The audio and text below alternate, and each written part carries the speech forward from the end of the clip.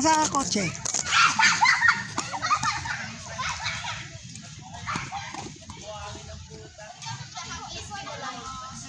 the happiest kid alive. Halika, let's go. Bibili ka muna. I'm the happiest kid alive.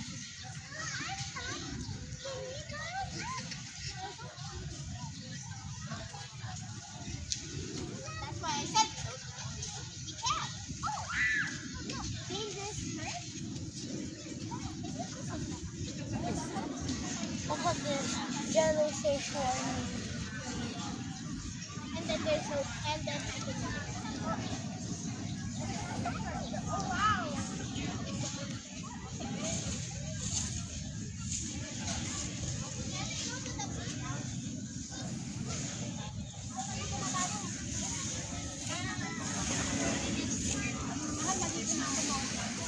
Ano nangyari sa shoot mo? Yes.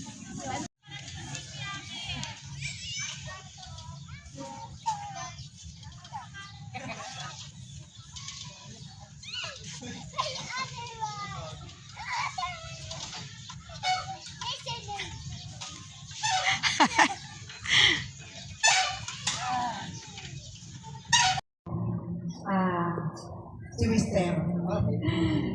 Kasi ano siya eh, opposer. Pagka, nung hindi pa ako pioneer, okay lang. Kasi hindi naman ako laging nalabas eh. Siyempre, walang problema. Pero nung nag-pioneer, siyempre, meron kang goal. Kailangan mo abutin na oras. So, ang ginagawa ko, pinapapasok ko siya. Eh, di uso pa yung cellphone eh. Gusto niyo ba ang muli na? Habol-habol lang ako. Sa mga taguan. Naman. Tapos yun nga, opposer siya. Tapos, pagpapala. Eh, alam niyo naman na yung pagpapala number 1 sa akin yung mga anak ko.